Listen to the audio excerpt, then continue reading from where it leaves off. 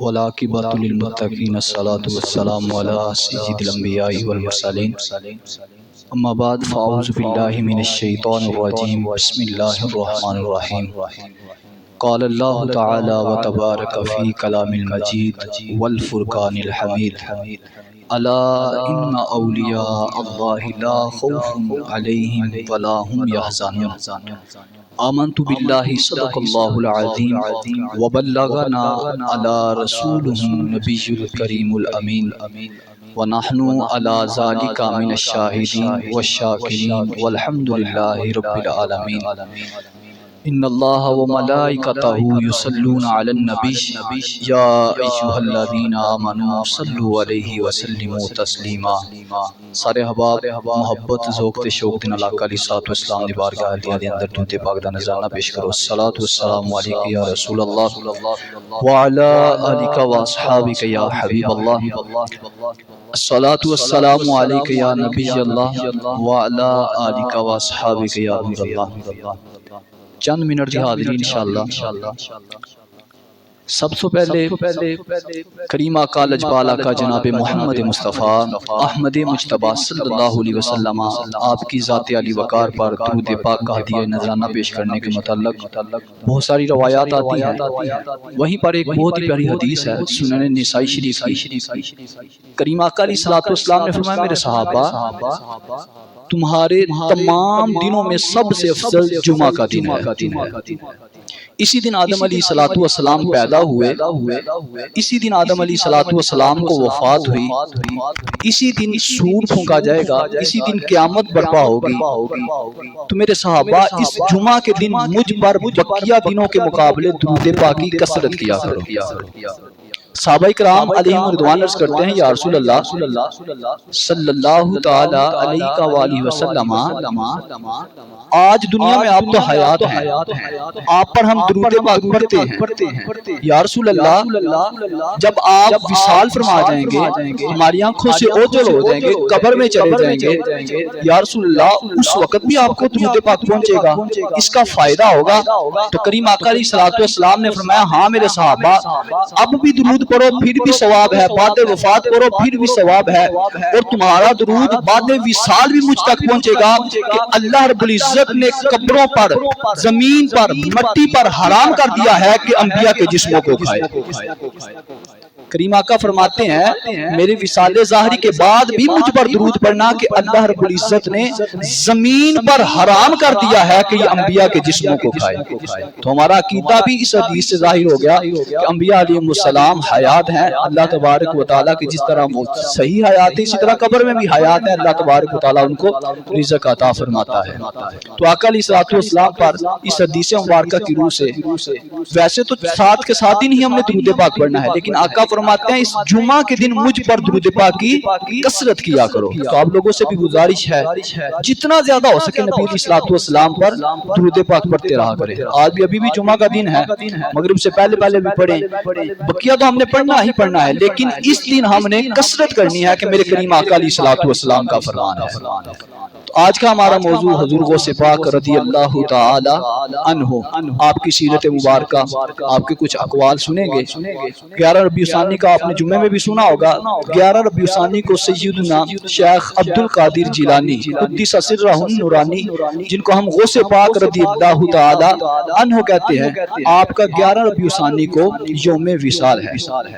آپ رضی اللہ تعالیٰ عنہ کی تھوڑی سی سیرت، آپ کا تھوڑا سا سلسلہ نسب۔ آپ رضی اللہ تعالیٰ عنہ وہ سید ہیں، دو سید ہوتے ہیں، ایک حسنی سید ہوتا ہے، ایک حسینی سید ہوتا ہے، لیکن غوث پاک کو اللہ نے یہ مقام و مرتبہ عطا فرمایا ہے، آپ حسنی بھی سید ہیں، حسینی بھی سید ہیں۔ یہ مقام و مرتبہ میرے غوث پاک کا ہے۔ آپ اپنے والد محترم کی طرف سے حسنی سید ہیں، یعنی آپ کا سلسلہ نسب، آپ کے والد حضرت سیدنا ابو صالح موسیٰ رحمت اللہ تعالی علیہ، آپ کی طرف سے سیدنا امام حسن مجتبیٰ رضی اللہ تعالیٰ عنہ تک جا ملتا ہے، اور آپ کی والدہ سیدہ ام الخیر فاطمہ رضی اللہ تعالی عنہ، آپ کی طرف سے آپ کا سلسلہ نسب سیدنا امام حسین تک جا ملتا ہے۔ یہ میرے غوث پاک کو یہ مقام و مرتبہ حاصل ہے کہ آپ آپ حسنی بھی سید ہیں حسینی بھی سید ہیں. آپ رضی اللہ تعالیٰ عنہ 91 سال آپ نے یہاں دنیا میں گزارے. اللہ تبارک و تعالیٰ کی بڑی عبادت کی ہے. اللہ تبارک و تعالیٰ کے حضور اپنا مقام و مرتبہ پیدا کیا. سب سے پہلے تو آپ کو یہ بتا دوں، آپ کے القابات سننے کے بعد، آپ کی سیرت سننے کے بعد، میں نے اور آپ نے اپنے اوپر غور کرنا ہے کہ جو ہمارا پیر ہے جس کے ہاتھ پر ہم نے بیعت کی ہوئی ہے، کیا واقعتاً وہ ان اولیاء میں سے ہے کہ جن کو اللہ کا ولی کہا جائے؟ سب سے پہلے آپ کو یہ فضیلت بتا دوں، میرے آقا علیہ السلام کے پیارے صحابی حضرت سیدنا عبداللہ بن مسعود رضی اللہ تعالی عنہ، آپ فرماتے ہیں آپ سے عرض کیا گیا اے صحابی رسول، اللہ کا ولی کون ہوتا ہے؟ آج ہم مزارات پر تو جاتے ہیں، ہمارے پیر بھی ہیں، غوث پاک کو ہم اللہ کا ولی مانتے ہیں، اولیاء کے سردار ہیں غوث پاک. ہم سے سوال ہو جائے یار تو سنی بڑا پیر بھی کر دے، بڑا اللہ دے ولیاں دا پکار دے، بڑی انہاں کو مدد لیندے ہو، ولی کہندے کنوں نے؟ ولی کی تعریف کیا ہے؟ تو سیدنا عبداللہ بن مسعود رضی اللہ تعالیٰ عنہ آپ سے پوچھا گیا حضور ولی کی تعریف بتائیں. آپ رضی اللہ تعالیٰ عنہ نے فرمایا ولی وہ ہوتا ہے جسے دیکھ کر اللہ یاد آ جائے، جسے دیکھ کر اللہ یاد آ جائے. میں اور آپ اپنے اوپر غور کریں، جو ہمارا پیر ہے جس کے ہاتھ پر ہم نے بیعت کی ہوئی ہے، کیا واقعہ تم اسے دیکھ کر اللہ یاد آتا ہے؟ صحیح بات ہے. ہمارے معاشرے میں ایسے ایسے بے ڈھنگے پیر آ گئے ہیں، زلفیں ہونا وہ لڑکیوں کی طرح انہوں نے پتہ نہیں کیا کیا سٹائل بنائے ہوتے ہیں، داڑیاں ایسی کٹی کٹائی داڑیاں ہوتی ہیں، بانگ چرس کے وہاں سوٹے لگ رہے ہوتے ہیں، اور ہم ان کو اپنا ولی مان رہے ہوتے ہیں، اللہ کا ولی مان رہے اور اپنا پیر مان رہے ہوتے ہیں. اور ہمیں درس کیا ملتا ہے؟ ولی وہ ہے جسے دیکھ کر اللہ یاد آ جائے. تو آپ لوگوں سے گزارش ہے، اپنا بھی پیر بنایا ہوا ہے جن کے ہاتھ پر ہم نے بیعت کی ہوئی ہے، رہبر و رہنما بنایا ہوا ہے. ہمارا مین مقصد تو یہ تھا وہ اللہ کے ولی جو ہیں، جو ہمارے رہبر و رہنما ہیں، ہم ان کی وجہ سے اللہ کی طرف لگ جائیں. اللہ تبارک و تعالیٰ کی عبادت جہاں تھوڑی ہوتی تھی وہاں زیادہ کرنی شروع کر دیتے. ہم بے نمازی تھے تو ہم نمازی بن جائیں. اگر ہم اللہ تبارک و تعالیٰ کی نافرمانیاں کرتے تھے اللہ کے اس ولی کی وجہ سے، اپنے اس پیر کی وجہ سے، ہم اللہ تبارک و تعالیٰ کے فرما بردار بندے بن جاتے. لیکن ہم نے پیر کن کو چنا ہوا ہے؟ اپنے رہبر و رہنما کن کو چنا ہوا ہے؟ جن کا کام صرف پیسے سمیٹنا ہے. پیسے لیتے ہیں، دم کیے پیسے لیے، بس ختم. داڑھی بھی کوئی نہیں، اور سال ہر سال سے نہائے بھی نہیں ہوتے، اتنے گندے کپڑے پہنے ہوتے ہیں. اور جیسے ہمارے آج کل کے مزارات جن کو پیر کوئی نہیں ہوتا، لیکن ہماری عوام نے پیر بنا کے ان کو دفنا کر ان کو بڑا پیارا سا مزار بنا دیتے ہیں، جی اللہ کا ولی تھا. ہم سنی کس وجہ سے بدنام ہوئے؟ صرف اسی وجہ سے کہ ہمیں جن کو اللہ کا ولی ماننا تھا، جن کے ہاتھ پر ہم نے بیعت کرنی تھی، جو اللہ تبارک و تعالیٰ کے نبی کے صحابہ نے بتایا کہ اللہ کا ولی وہ ہے جسے دیکھ کر اللہ یاد آ جائے، ہم نے ان کو اپنا رہبر و رہنما ہی کوئی نہ بنایا. اور واقعتاً آج ہم پس سے پس ہوتے جا رہے ہیں، کمزور سے کمزور ہوتے جا رہے ہیں، ہمارا ایمان کمزور ہوتا جا رہا ہے. کیونکہ جس کے ہاتھ پر ہم نے بیعت کی ہے، نہ اس نے ہمیں نماز کا درس دیا، نہ اس نے ہمیں حج کا درس دیا، نہ زکوٰۃ کا درس دیا، کسی طرح کی کسی نیکی کا درس نہیں دیا. اس نے کام کیا تھا؟ لوگوں کو دم کیا. اور ایسے ایسے پیر آ گئے ہیں اب لوگوں کے ہاتھ پر بھی بیعت کرتے ہیں. میرے نبی علیہ السلام کی پیاری زوجہ سیدہ عائشہ صدیقہ رضی اللہ تعالیٰ عنہ آپ فرماتی ہیں آقا علیہ السلام جب کسی عورت سے بیعت کرتے ہیں نا، یعنی کسی عورت کوئی عورت آپ علیہ السلام کے ہاتھ پر بیعت کرنا چاہتی، آقا علیہ السلام اس کے ہاتھ پر ہاتھ نہیں رکھتے تھے. اور آج کے ہم نے جو پیر بنائے ہوئے ہیں، سب سے پہلے دیکھنا عورت ہے، عورت کے ہاتھ پر ہاتھ رکھ دیتے ہیں. تو بتانے کا مقصد یہ ہے کہ یار اللہ کے بڑے بڑے اولیاء ہیں، آج بھی دنیا میں ہے، لیکن ہم پٹکے ہوئے ہیں. ہم نے اپنے آپ کو بدنام کس وجہ سے کیا؟ ہم اللہ کے ان اولیاء کی طرف نہیں گئے، ہم اللہ کے ان نیک بندوں کی طرف نہیں گئے، بلکہ ہم اس کے الٹ چلے گئے ہیں، اس کے برعکس چلے گئے ہیں. ہمارا پیر کون ہے؟ ہم نے جس کے ہاتھ پر بیعت کیا ہے، جس نے سال ہر سال سے کچھ نہائے کوئی نہیں، کپڑے اتنے اتنے میلے ہوتے ہیں، اس کو ظہور نماز کی تو پڑھنی ہے، کہنا ساڑھے دل دی نماز ہے، داڑھی کیوں رکھنی ہے؟ ساڑھے دل دی داڑھی ہے. اس طرح کی باتیں کرتے ہیں. تو آپ لوگوں سے گزارش ہے اگر پیر بنانا ہے، اپنا رہبر و رہنما بنانا ہے، تو ان کو بناؤ جن کو حضرت عبداللہ بن مسعود نے کہہ دیا کہ جن کے چہرے کی طرف دیکھو تو ایسے لگے واقعتاً اللہ تبارک و تعالیٰ کی یاد آ جائے. اور یہ نشانیاں اللہ تبارک و تعالیٰ کے سچے اولیاء میں ہوتی ہیں. ان میں سے ایک حضور شیخ عبد القادر جیلانی قدس سرہ نورانی آپ رضی اللہ تعالیٰ عنہ بھی ہیں. آپ رضی اللہ تعالیٰ عنہ کی بڑی پیاری کرامت ہے، آپ نے شاید پہلے سنی ہے. آپ رمضان مبارک میں نا آپ کی ولادت ہوئی، پہلا ہی دن تھا حضور غوث پاک رضی اللہ تعالیٰ عنہ نے روزہ رکھ لیا. پہلے آپ کو بتا دوں کرامت کہتے کسے ہیں؟ کرامت وہ ہوتی ہے جو عقل میں کوئی نہ آئے، یا آپ کی عقل میں کوئی نہیں آنی ہے، نہ میری عقل میں آ سکتی ہے۔ یار پہلے دن بچہ کہ میں روزہ رکھ سکتا ہے، تو کرامت کہتے ہی اسے ہیں جو اللہ کے اولیاء سے صادر ہو اور ہم عام بندوں کی عقل میں آئی نہ۔ یوٹیوب پر بھی کچھ لوگ بولتے ہیں، ان کی عقلوں میں بھی کس طرح آئے، کیونکہ کرامت کہتے ہی اسے ہیں جو عقل میں ہی نہ آئے۔ تو حضور غوث پاک رضی اللہ تعالیٰ عنہ آپ کی پہلی کرامت یہ ظاہر ہوئی، رمضان کے مہینے میں پیدا ہوئے، 29 دن آپ نے صبح صادق کے وقت دودھ پیا اپنی والدہ محترمہ کا، اور شام کو مغرب کے ٹائم دودھ پیا۔ اب 29 روزے مکمل ہوئے، شام کو جب چاند دیکھنے کی باری آئی تو آسمانوں پر بادل چھائے ہوئے تھے۔ یہ ظاہر نہیں ہو رہا تھا کہ صبح روزہ رکھیں یا عید کریں۔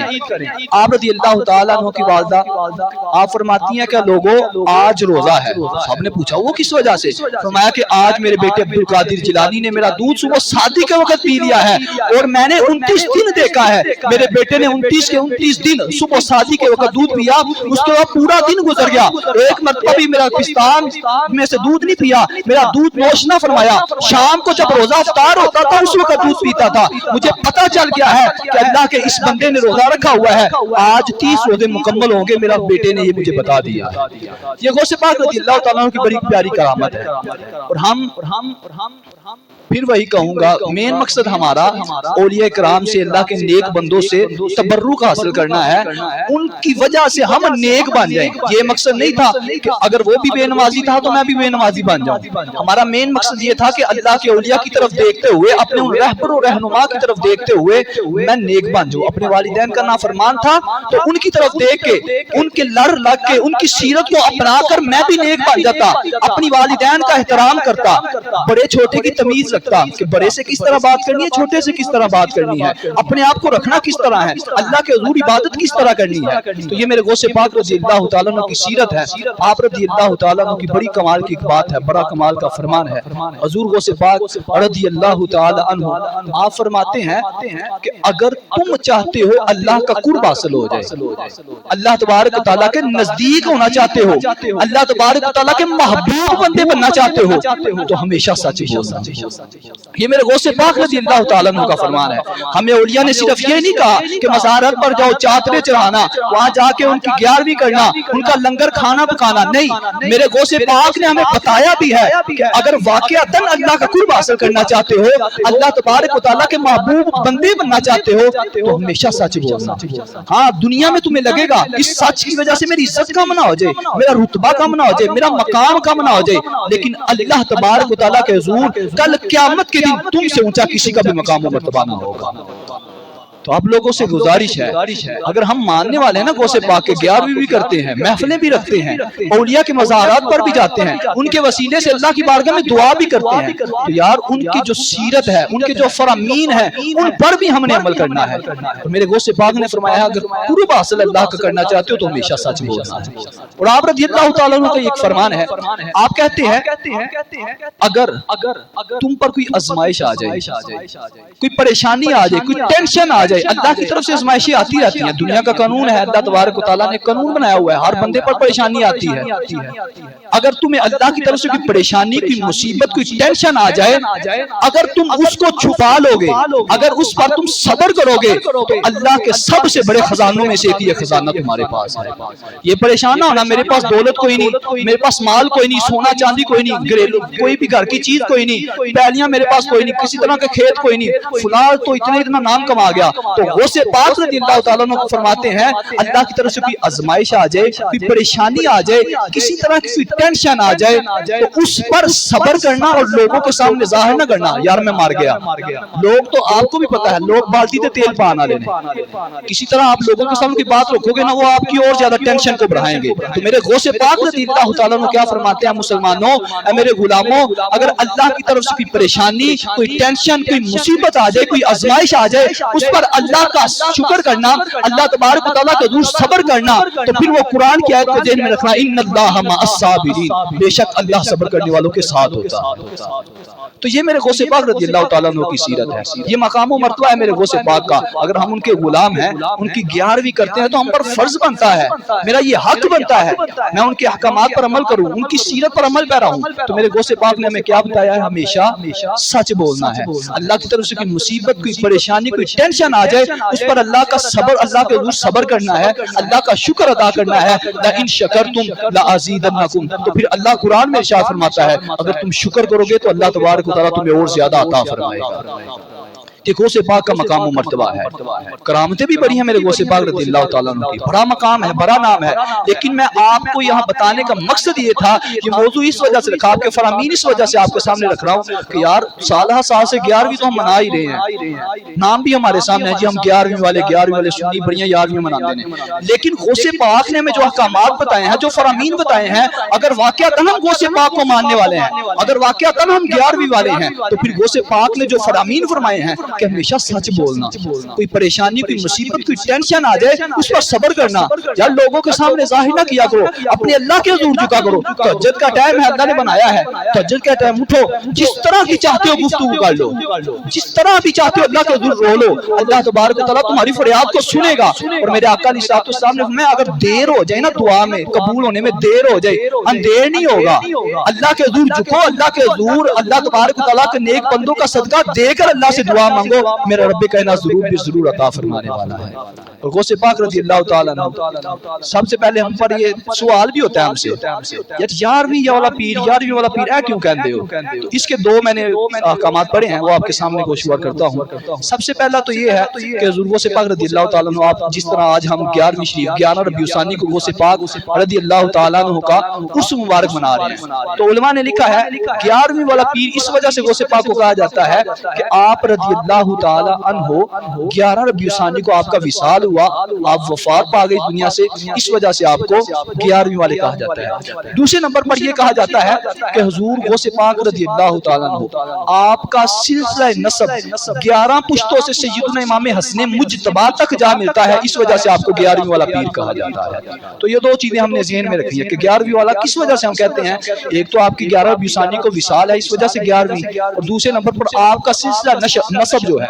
مثلا میں ہوں، میرے والد صاحب میرے دادا پر دادا، اس طرح جا کے سیدنا غوث پاک رضی اللہ تعالیٰ عنہ کا 11 پشتوں سے سلسلہ نسب سیدنا امام حسن مجتبی رضی اللہ تعالیٰ عنہ تک جا ملتا ہے، اس وجہ سے آپ کو 11ویں والا پیر کہتے ہیں۔ ایک اور سوال ہوتا ہے، ہر چیز سے تسی 11ویں والے نو مانتے ہو، ہر جگہ تسی 11ویں والا غوث پاک غوث پاک، تو غوث پاک کو نماز کیوں نہیں پڑھتے؟ بڑا سوال ہوتا ہے، بالخصوص نوجوانوں سے سوال ہوتا ہے، تسی بڑا غوث پاک کا نام لیندے ہو، غوث پاک نے جس طرح نماز پڑھی اس طرح نماز کیوں نہیں پڑھتے؟ یہ سوال ہوتا ہے، عام سوال ہے۔ غوث پاک رضی اللہ تعالیٰ عنہ کس طرح جی کہتے ہیں، وہ تو رفع الیدین کرتے تھے، رفع الیدین کرتے تھے، رکوع جانے سے پہلے بھی ہاتھ اٹھاتے تھے، رکوع سے اٹھنے کے بعد بھی ہاتھ اٹھاتے تھے۔ جب امام صاحب ضالین کہتے ہیں تو پیچھے سے تم سنی لوگ تو آمین خاموشی سے کہتے ہو، اپنے دل میں کہتے ہو، غوث پاک تو اونچی آواز سے کہتے تھے، تو تم کس طرح کے سنی ہو، غوث پاک کی سیرت پر عمل بھی نہیں کرتے؟ تو اس کا جواب بھی آپ کے سامنے گوشوار کرتا ہوں۔ کرامتیں آپ نے آج سنی ہوگی جمعے میں، انشاءاللہ یہ اس وجہ سے یہ موضوع رکھا ہے۔ غوث پاک رضی اللہ تعالیٰ عنہ واقعتاً رفع الیدین کرتے تھے، رکوع جانے سے پہلے بھی ہاتھ اٹھاتے تھے، رکوع سے اٹھنے کے بعد بھی اٹھاتے تھے۔ جب امام صاحب ضالین کہتے ہیں، میرے غوث پاک آمین اونچی آواز سے بھی کہتے تھے۔ لیکن ہم سنیوں کا، ہمارا جو اہل سنت و جماعت کا یہ عقیدہ ہے، اس میں 4 امام ہیں، امام احمد بن حنبل، امام مالک، امام شافعی، اور ہمارے جو امام ہیں جن کی ہم تقلید کرتے ہیں، امام اعظم ابو حنیفہ رضی اللہ تعالی عنہ۔ ان میں سے ایک امام ہے امام احمد بن حنبل، میرے غوث پاک رضی اللہ تعالیٰ عنہ امام احمد بن حنبل کی تقلید کرنے والے ہیں۔ ہم تو کہتے ہیں اہل حدیث، اہل دیوبند وغیرہ جو بھی ہے، وہ اگر یہ کہہ دے کہ ہم امام احمد بن حنبل، امام شافعی، امام مالک، ان میں سے کسی امام کی تقلید کرتے ہیں، ہم نہیں ان کو کہیں گے کہ رفع الیدین کرو یا نہ کرو، آمین بالجہر کرو نہ یا کرو۔ میرے غوث پاک رضی اللہ تعالی عنہ 4 اماموں میں سے ایک امام سیدنا امام احمد بن حنبل رضی اللہ تعالی عنہ آپ کی تقلید کرتے تھے، اور آپ کی فکر میں یہ ہے کہ امام کے پیچھے بندہ قرات کرے، یہ رفع الیدین بھی کرے گا، آمین بالجہر بھی کرے گا۔ ہم سنی ہیں، سنی اسے وہ نہیں ہوتا سنی کہ جو رفع الیدین نہیں کرتا، سنی وہ ہوتا ہے جو ان چار اماموں امام احمد بن حنبل، امام شافعی، امام مالک اور میرے امام اعظم ابو حنیفہ رضی اللہ تعالی عنہ، ان میں سے کسی ایک امام کی بھی تقلید کرنے والا اسے سنی کہتے ہیں۔ یہ اپنے ذہنوں میں رکھ لیجئے گا، یہ وہابی سنی والا کنسیپٹ اپنے ذہنوں سے ختم کر دیں۔ سنی وہ ہے جو چاروں اماموں میں سے کسی ایک امام کی تقلید کرنے والا ہوگا۔ تو یہ کسی طرح کی ٹینشن نہیں لینی جی تواڈے غوث پاک دے رفع الدین کر دے سن، ہم کہتے ہیں تم بھی رفع الدین کرو، ہم تمہیں نہیں روکیں گے، لیکن مانو نا میرے غوث پاک کو اللہ نے یہ مقام و مرتبہ عطا کیا ہے۔ وہ مقام کیا ہے؟ میرے غوث پاک کا دور تھا، ایک عیسائی پادری غوث پاک کے دور میں بغداد میں حاضر ہو گیا، کہتا ہے میں لوگوں کا بھی عیسائی کروں گا، بڑا انہوں نے دین کام کیا ہے، بڑا مسلمان لوگوں کو کر رہے ہیں۔ تو غوث پاک رضی اللہ تعالیٰ عنہ کے دور میں بغداد میں وہ عیسائی پادری آ گیا۔ ہمارے علماء مفتیان اکرام ہوتے ہیں نا، عیسائیوں میں پادری کہتے ہیں، جو ان کا عالم دین ہوتا ہے نا اس کو پادری کہتے ہیں۔ تو غوث پاک رضی اللہ تعالیٰ عنہ آپ کے دور میں وہ عیسائی پادری وہاں حاکم وقت سے اجازت لے کر حاضر ہو گیا، کہتا ہے بادشاہ سلامت میں اجازت دیو، میں مناظرہ کرنا چاہنا تواڈے علماء دے نال۔ غوث پاک رضی اللہ تعالیٰ عنہ کے دور میں جو حاکم تھا، جو وزیر اعظم تھا، جو بادشاہ تھا، اس نے اجازت دے دی۔ اس عیسائی پادری نے میدان لگایا، سامنے مسلمان جمع ہے، یہ عیسائی سامنے کھڑا ہو گیا، کہا کہ مسلمانوں میرا تمہارے ساتھ چیلنج ہے، تمہاری ہی کتاب قرآن ہے، تمہارے نبی پر ہی قرآن اترا ہے، اس کی تقریباً کم و بیش 6666 آیتیں ہیں، ان میں سے کسی آیت میں بھی یہ بتا دو کہ تمہارے نبی کو اللہ نے یہ معجزہ عطا فرمایا تھا کہ تمہارا نبی جسے چاہتا تھا زندہ کر سکتا تھا۔ ایک مردہ ہو، تمہارے نبی کے پاس یہ معجزہ ہو کہ تمہارے نبی اس مردے کو زندہ کر سکے، میں تمہیں دکھاتا ہوں، تمہارے ہی قرآن میں موجود ہے۔ سیدنا عیسیٰ علیہ السلام جو ہم عیسائیوں کے نبی ہیں، وہ مردوں کو زندہ کر سکتے تھے۔ مسلمان بڑی پریشانی میں مبتلا ہو گئے، بہت سے لوگوں کا ایمان جانے والا تھا۔ میرے غوث پاک، میرے امام الاولیاء شیخ عبد القادر جیلانی قدس سرہ النورانی، آپ کے پاس یہ بات پہنچی نا، آپ اسی وقت اپنے گھر سے چلے، اس میدان میں آ گئے۔ جب غوث پاک رضی اللہ تعالیٰ اس عیسائی پادری کے سامنے آئے تو عیسائی پادری لرزنے لگا، کانپنے لگا۔ اس حدیث کو سامنے رکھیے گا، سیدنا عبداللہ بن مسعود رضی اللہ تعالیٰ عنہ والی، کہ آپ نے فرمایا اللہ کا ولی وہ ہوتا ہے جسے دیکھ کر اللہ یاد آ جاتا ہے۔ واقعتاً اسے اللہ یاد آ گیا، یار واقعتاً یہ اللہ کا ولی ہے، واقعی کسی شخصیت کا نام ہے۔ غوث پاک رضی اللہ تعالیٰ عنہ کہتے ہیں عیسائی پادری کیا مسئلہ ہے، کیا پریشانی ہے، کیوں مسلمانوں کو پریشان کیا ہے؟ کہتا ہے جی تواڈے قرآن دے اندر ہی لکھیا ساڈے نبی علیہ الصلوۃ والسلام مردیاں نوں زندہ کر سکدے سن، لیکن تواڈے نبی دا نہیں لکھیا کہ تواڈا نبی بھی زندہ کر سکدا ہے۔ میرے غوث پاک کہتے ہیں تمہارے عیسائی جو پادری ہیں، جو راہب ہیں، جو عیسیٰ علیہ الصلوۃ والسلام کو بڑا ماننے والے ہیں، کیا ان میں سے کسی کے پاس یہ قدرت ہے، یہ طاقت ہے کہ وہ بھی کسی مردے کو زندہ کر سکیں؟ کہتا ہے نہیں جی، یہ قدرت اور یہ شان، یہ معجزہ تو میرے نبی حضرت عیسیٰ علیہ الصلوۃ والسلام کو ملا ہے، ہم تو نہیں کر سکتے۔ فرمایا وہ سامنے قبرستان ہے، جس قبر پر تو ہاتھ رکھے گا میں محمد مصطفیٰ کے غلاموں کے غلاموں کے غلاموں کا غلام ہوں، جس قبر پر تو ہاتھ رکھے گا میں غوث پاک اللہ کے حکم سے اس مردے کو زندہ کر کے دکھاؤں گا، میں اللہ کے حکم سے اس کو زندہ کر کے دکھاؤں گا۔ اب بھی آپ کے ذہنوں میں بات آ سکتی ہے، یوٹیوب کا دور ہے، آپ بھی سنتے ہوں گے لوگوں کو۔ کرامت کس طرح؟ پہلے آپ کو بتا دیا جو عقل میں کوئی نہ آئے، عقل میں کوئی نہیں آنے والی، یہ بات آنی بھی کوئی نہیں ہے، عقل میں اس کی آئے گی جو غوث پاک کو ماننے والا ہوگا۔ میرے حضور علیہ الصلوۃ والسلام، آپ کے اصحاب، آپ کے اہل بیت اطہار، آپ کی ازواج، تابعین، تبع تابعین، تمام اولیاء اعظام کو الا ان اولیاء اللہ لا خوف علیہم ولا هم یحزنون، اللہ نے قرآن میں ارشاد فرمایا میرے جو دوست، میرے جو ولی ہیں، میرے جو قریبی ہیں، ان کو کسی طرح کی ٹینشن کوئی نہیں۔ کوئی بھونکتا ہے بھونکے، کوئی کہتا ہے کچھ نہیں کر سکتے، وہ کہتا رہے گا، لیکن جو ماننے والا ہوگا، جو غلام ہوگا، جو عاشق رسول ہوگا، وہ حضور کو بھی مانے گا، حضور کے صحاب کو بھی مانے گا، تابعین کو بھی مانے گا، تبع تابعین کو بھی مانے گا، یہاں تک کہ اللہ کا کوئی بھی نیک بندہ ہو اسے بھی اپنے سے افضل مانے گا۔ یہ ہم سنیوں کا خاصہ ہے، ہم آقا علیہ الصلوۃ والسلام کے تمام صحابہ کو بھی مانتے ہیں، تابعین کو بھی مانتے ہیں، تبع تابعین کو بھی مانتے ہیں، اولیاء اعظام کو بھی مانتے ہیں۔ اور ہماری مسجد میں کوئی نیک بندہ بھی آ جائے نا، جیسے نماز کا حساب ہوتا ہے، قاری صاحب ادھر نہ ہو، ہم کس کو کھڑا کرتے ہیں؟ جو گناہگار ہوتا ہے، جو گناہ زیادہ کرتا ہے، نہیں، ہم اسے کھڑا آگے کرتے ہیں کہ یار قاری صاحب تو بعد اے بندہ سب تو نیک ہے، ہم اسے فضیلت دیتے ہیں۔ ہم سنیوں کا خاصہ ہے، ہم آقا علیہ الصلوۃ والسلام کی ذات میں عیب جوئیاں نہیں کرتے، ہم یہ نہیں کہتے میرے آقا کو وہ علم نہیں تھا، نماز بھی پڑھ لی، آقا علیہ الصلوۃ والسلام کے وجہ سے پتہ بھی ہے کل قیامت کے دن یار نمازیں جتنی مرضی پڑھ لو، روزے جتنے مرضی رکھ لو، حج جتنے مرضی کر لو، زکاتیں جتنی مرضی دے لو، لیکن گارنٹی نہیں ہے کہ کل قیامت کے دن ہماری بخشش ہو جائے۔ کیونکہ قیامت کے دن نمازیں رائگاں چلی جا سکتی ہیں، تمہارا حج ختم ہو سکتا ہے، حج کا ثواب ختم ہو سکتا ہے، روزوں کا ثواب ختم ہو سکتا ہے، زکوٰۃ کا ثواب ختم ہو سکتا ہے، تمام نیکیاں ختم ہو سکتی ہیں۔ صرف ایک چیز کی گارنٹی ہے، اگر محمد مصطفیٰ سے محبت رکھو گے کل قیامت کے دن میرے آقا علیہ الصلوۃ والسلام ہاتھ پکڑ کر جنت میں لے کر جائیں گے۔ یہ مقام و مرتبہ اللہ تبارک و تعالیٰ نے آقا علیہ الصلوۃ والسلام کو عطا فرمایا ہے۔ تو آپ لوگوں سے گزارش ہے کسی طرح کو کہ آپ کو بھٹکائے نہ کہے جی اولیاء یہ تو فلاں یہ کرامت، سب سے پہلے تو یہ ذہن میں رکھیں۔ آخری چیز بس ایک آخری بات، قرآن پاک میں آپ نے سلیمان علیہ الصلوۃ والسلام کا وہ واقعہ حضرت عاصم بن برقیہ رضی اللہ تعالیٰ عنہ، آپ ہی عام انسان ہیں، کوئی صحابی نہیں تھے، ان کے کوئی بڑا مقام و مرتبہ اونچا نہیں تھا، صرف عام انسان تھے، اللہ کے اولیاء میں سے تھے۔ حضرت سلیمان علیہ السلام کے دور میں حضرت سلیمان علیہ السلام نے فرمایا نا کہ کون ہے جو اس بلقیس کا ہزاروں میل دور، کتنی لاکھوں میل دور تخت پڑا ہوا ہے، وہ اٹھا کر میرے سامنے کون جلدی سے جلدی لا سکتا ہے؟ ایک جن کھڑا ہو گیا، پہلے بھی آپ نے سنا ہے، جن کہتا ہے حضور اے نبی اللہ علیہ السلام، اے اللہ کے نبی، جب تک آپ کی مجلس برخاست نہ ہوگی، یعنی آپ کی مجلس ختم نہ ہو جائے، یہ محفل ختم نہ ہو جائے، محفل ختم ہونے سے پہلے میں بلقیس کا تخت آپ کے قدموں میں لا کر آتا ہوں۔ سلیمان علیہ السلام کہتے ہیں بڑی لیٹ ہے، اور جلدی کون کر سکتا ہے؟ اب وہ جن نہیں تھے عاصم بن برقیہ، اللہ کے ولیوں میں سے ہیں، ایک عام انسان ہے۔ آپ رضی اللہ تعالیٰ عنہ کہتے ہیں نبی اللہ علیہ السلام، اے اللہ کے نبی، میں آپ کی آنکھ جھپکنے سے پہلے بلقیس کا تخت آپ کے قدموں میں لا کر آتا ہوں۔ تو بتانے کا یہ مقصود تھا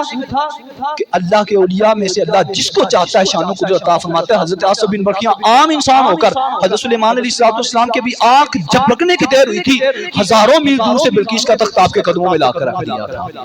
تو میرے اللہ حضرت فرماتے ہیں نا، چاہیں تو اشارے سے کایا پلٹ دے دنیا کی، چاہیں تو اشارے سے کایا پلٹ دے دنیا کی، یہ شان ہے خدمتگاروں کی، سرکار کا عالم کیا ہوگا۔ یہ بھی شان میرے آقا کے غلاموں کی ہے، آقا کے غلاموں کے غلاموں کے غلاموں کی غلاموں کی شان ہے، میرے آقا علیہ الصلوۃ والسلام کا مقام و مرتبہ کیا ہوگا۔ تو آپ لوگوں سے یار گزارش ہے، اگر ہم 11ویں مناتے ہیں، 11ویں والے پیر کو مانتے ہیں، تو میرے غوث پاک کے ان فرامین پر بھی عمل کرنا ہوگا، اور کسی کی باتوں میں نہیں آنا۔ یہ ٹینشن ختم کر دیں اپنے دلوں سے۔